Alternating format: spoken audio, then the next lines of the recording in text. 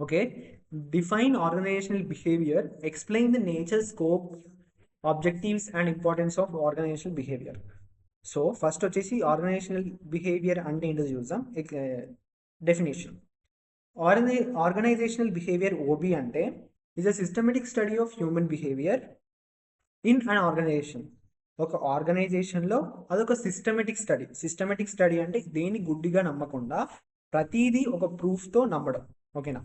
It explains how individuals and groups things, feel and behave in the workplace. It also studies the interaction between employees, managers, and organization.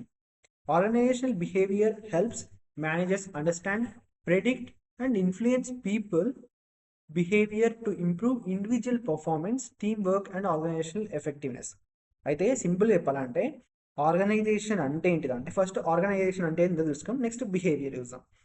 Organisation అంటే ఏంటిదంటే people అందరు కలిసి ఒక common goal కోసం work చేస్తారు చూడు, అది organisation అనమాట.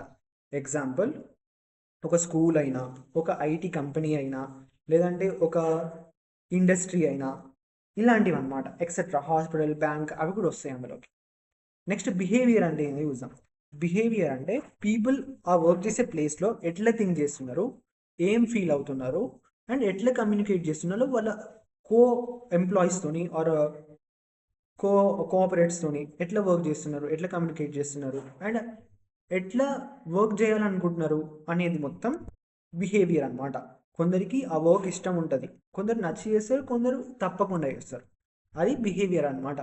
ఆర్గనైజేషన్స్లో ఎంప్లాయీస్ బిహేవియర్ని సైంటిఫిక్ మెథడ్తో స్టడీ చేసి వాళ్ళని బెటర్గా అండర్స్టాండ్ చేసి, అంటే వాళ్ళ లూప్ హోల్స్ ఏంటి అని తెలుసుకొని ఆర్గనైజేషన్ గోల్స్ని అచీవ్ చేయడానికి యూజ్ చేస్తారనమాట. ఇప్పుడు కొంతమంది ఉంటారు, వాళ్ళకి ప్రమోషన్ ఇచ్చి అక్కడనే ఉండేటట్టు చూస్తారు కానీ బయటికి పంపరు ఆ ఆర్గనైజేషన్ నుంచి. వాళ్ళకి ఇష్టం ఉండదు అన్లెస్ వాళ్ళు వెళ్ళాలనుకుంటే. నెక్స్ట్ మన నేచర్లో ఆల్మోస్ట్ 4 టైప్స్ ఉంటాయి. అయితే ఈ నేచర్లో 4 types important, fifth and sixth అంత ఇంపార్టెంట్ కాదు. ఫస్ట్ వచ్చేసి సైంటిఫిక్ నేచర్ అనమాట. సెకండ్ది human behaviour oriented. Third goal oriented. Fourth systematic approach. అయితే ఫస్ట్ నేచర్ అంటే ఏంటో చూసుకుందాం. నేచర్ అంటే ఆర్గనైజేషనల్ బిహేవియర్ యొక్క మెయిన్ క్యారెక్టరిస్టిక్స్ అనమాట. ఓకేనా? అందులో ఏమేమి ఉంటాయో చూద్దాం. 4 టైప్స్. నేచర్లో 4 టైప్స్ ఉంటాయి. సైంటిఫిక్ నేచర్లో అసలు సైంటిఫిక్ నేచర్ అంటే ఏంటిదంటే OB is this scientific study because it uses observation, research, experiments and facts to understand employee behaviour. ఇంతకుముందు చెప్పిన కదా సిస్టమేటిక్ స్టడీ అంటే. Systematic study, scientific study those are same అనమాట. ఓకేనా? ఇవన్నీ ఏవైతే ఇప్పుడు ఇక్కడ ఉన్నాయి కదా, రీసెర్చ్, ఎక్స్పెరిమెంట్స్ అండ్ ఫ్యాక్ట్స్ అని చెప్పేసి, వీటన్నిటిని బేస్ చేసుకొని ఓబీ అనేది నడుస్తుంది అనమాట. అవే దాని మెయిన్ క్యారెక్టర్స్. ఒక ఎంప్లాయీ మీద ఒకరికి ఏదైనా కంప్లైంట్ వచ్చింది అనుకో, వాడు లేజీగా ఉన్నాడు అని చెప్పేసి, లేదంటే వర్క్ చేస్తలేడు అని చెప్పేసి ఒకరు వచ్చి చెప్పారని చెప్పేసి వాని మీద డైరెక్ట్ యాక్షన్ తీసుకోవద్దు. వాడిని అబ్జర్వ్ చేయాలి, వాని గురించి రీసెర్చ్ చేయాలి, వాని బ్యాక్గ్రౌండ్ మొత్తం చూడాలి, కెమెరాస్లోనో లేదంటే వాని వర్క్ ఫ్లోనో అవన్నీ చూసిన తర్వాతనే వాని పైన యాక్షన్ తీసుకోవాలి. అదే సైంటిఫిక్ నేచర్ అనమాట. ఓకేనా? Next human behaviour oriented. OB mainly studies human behaviour instead of machines. మనం చెప్పుకున్నాం కదా, ఆర్గనైజేషన్ బిహేవియర్ రెండు సపరేట్ డెఫినేషన్స్. హ్యూమన్ బిహేవియర్ పైన కూడా ఏమవుతుంది మనకి, ఇది వర్క్ అవుతుంది. ఎట్లా? ఎంప్లాయీస్ ఎమోషన్ అయినా, యాటిట్యూడ్ అయినా, మోటివేషన్ అయినా, పర్సనాలిటీ, స్ట్రెస్, ఇవన్నీ ఎట్లున్నాయి, అసలు వాడు స్ట్రెస్లో ఉన్నాడా, దేంట్లో ఉన్నాడా అని తెలుసుకోవడమే హ్యూమన్ బిహేవియర్. ఇవన్నీ మెషిన్స్కి ఉన్నాయి కదా, అదే అనమాట. ఇప్పుడు ఇద్దరు ఎంప్లాయీస్ ఉన్నారు, సేమ్ శాలరీ తీసుకుంటున్నాడు, ఒకడేమో హ్యాపీగా వర్క్ చేస్తున్నాడు, ఇంకోటేమో అన్హ్యాపీగా ఉన్నాడు. డిఫరెన్స్ ఎందుకు వచ్చిందో ఓబీ చెప్తుంది. అది వన్ పర్సనల్ ప్రాబ్లం అయినా, లేదంటే వాడు ఫీల్ అవుతాడు ఒక్కోసారి, నేను చేసే వర్క్కి ఇది తగిన శాలరీ కాదు, లేదంటే ఇది తగిన రెస్పెక్ట్ కాదు అని చెప్పేసి. అప్పుడు వాడు ఏం చేస్తాడు, కొంచెం హైకో ప్రమోషన్ ఇస్తాడు. ఓకేనా? నెక్స్ట్ గోల్ ఓరియంటెడ్ ఏంది? Every organisation has some goals. OB helps employees work effectively to achieve those goals అనమాట.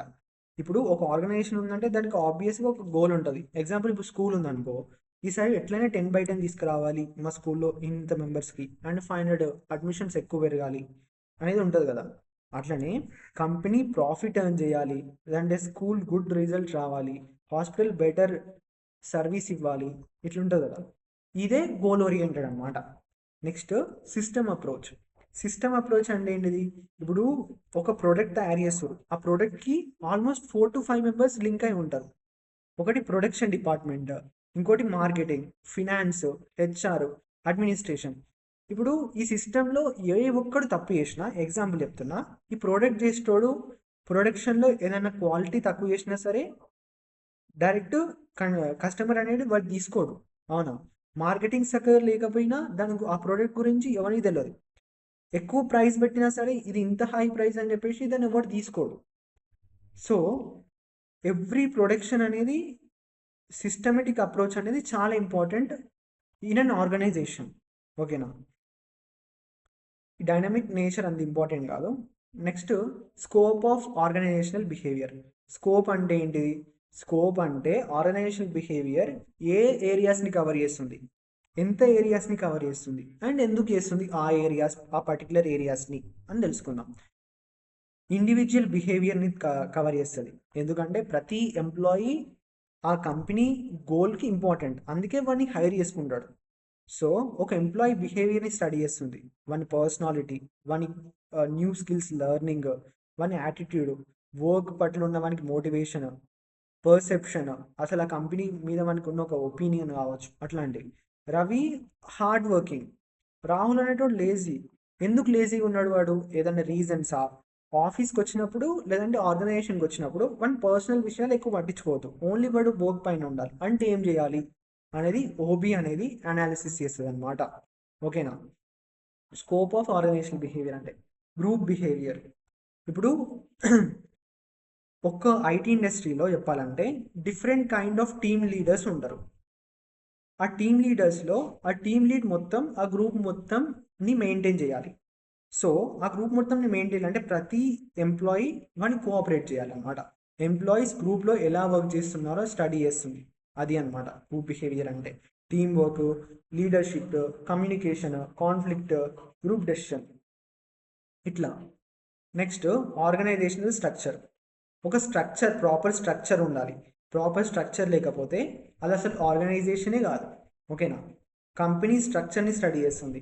Who reports to whom, authority ఎవరికి ఉంది, రెస్పాన్సిబిలిటీస్ ఏంటి, హెరార్చీ ఏంటి అంటే సిఇఓ నుంచి నార్మల్ ఒక్కొక్క ఎంప్లాయీ వరకు, ఇట్లా ప్రతిదీ ఒక చైన్తోని ఆర్గనైజేషనల్ స్ట్రక్చర్తో ఉండాలి. ఎవడి పని వాడేయాలి, ఇంకొన్ని పనిలో వాడు తల దూర్చొద్దు, వేలు పెట్టొద్దు, ఓకేనా.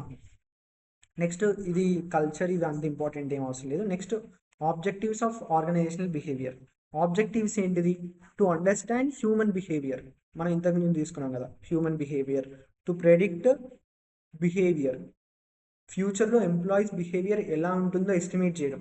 ఇప్పుడు ఇంటర్వ్యూ తీసుకున్నప్పుడు మొత్తం వాడిని కాగా పడతారు, ఎందుకు అంటే వానికి అంత స్ట్రెస్ తీసుకొస్తే వాడు ఊరుకుంటున్నా లేదా, అట్లాంటివి అనమాట. To influence behaviour, motivation, leadership, training ద్వారా ఎంప్లాయీస్ని బిహేవియర్ని పాజిటివ్ డైరెక్షన్లో మార్చడం అనమాట. టు ఇంప్రూవ్ ఎంప్లాయీ పర్ఫార్మెన్స్ ఎట్లా ఇంప్రూవ్ చేస్తారు? వాడికి హైక్ ఇస్తే, లేదంటే వాడికి మంచి ఫన్ అలాంటివి ఏమైనా ఇస్తే, లేదంటే ట్రిప్స్కి తీసుకెళ్తే, వాడికి మంచి లీవ్స్ ఇస్తే, మంచి ఇన్సెంటివ్స్ ఇస్తే వాడు ఇంప్రూవ్ చేస్తాడు అనమాట వాడి పర్ఫార్మెన్స్ని. To develop leaderships, good managers and లీడర్స్ని డెవలప్ చేయడం. మేనేజర్స్ మంచిగా ఎంప్లాయీస్ అని ఉంటే ఆ టీం అనేది, లేదంటే ఆ కంపెనీ ఆర్గనైజేషన్ అనేది, ఆ డిపార్ట్మెంట్ అనేది మంచిగా గ్రో అవుతుంది. టు ఇంప్రూవ్ కమ్యూనికేషన్ అనేది ఆర్గనైజేషన్ బిహేవియర్లో చాలా ఇంపార్టెంట్ ఒక ఆర్గనైజేషన్లో. ఎందుకనంటే ఒకరితోనే ఒకరు కమ్యూనికేట్ చేసుకున్నప్పుడు ఆర్గనైజేషన్ అనేది ఈజీ గ్రో అవుతుంది. ఇద్దరు కమ్యూనికేట్ సరిగ్గా చేసుకోకపోయినా, లేదంటే ప్రాబ్లమ్స్ ఉన్నా, అసలు ఆర్గనైజేషన్ అనేది డెవలప్ అవ్వడానికి చాలా ఛాన్సెస్ తక్కువ. ఇవన్నీ నీకు తెలిసిందే. టు ఇంక్రీజ్ జాబ్ సాటిస్ఫాక్షన్, ఒక స్కిల్ ఉన్నవాడికి ఆ జాబ్ మీద సాటిస్ఫై రావాలంటే మెయిన్ వాడి రెస్పెక్ట్ అండ్ శాలరీ, ఇవి రెండు వాడు ఖచ్చితంగా చూస్తాడు. Importance of organisational behaviour. Better understanding of employees. Organisation అనేది ఆర్గనైజేషన్ అంటే ఆల్రెడీ అందులో ఉన్నది ఎక్కువ మంది మేనేజర్స్ అండ్ హెచ్ఆర్స్. వీళ్ళు ఎంప్లాయీస్ని మంచిగా అండర్స్టాండ్ చేసుకోవాలి. వాళ్ళ నీడ్స్ ఏంది, వాళ్ళకి ఏం కావాలి, వాళ్ళకి ఏమి ఇస్తే మంచిగా వర్క్ చేస్తారు అనేది.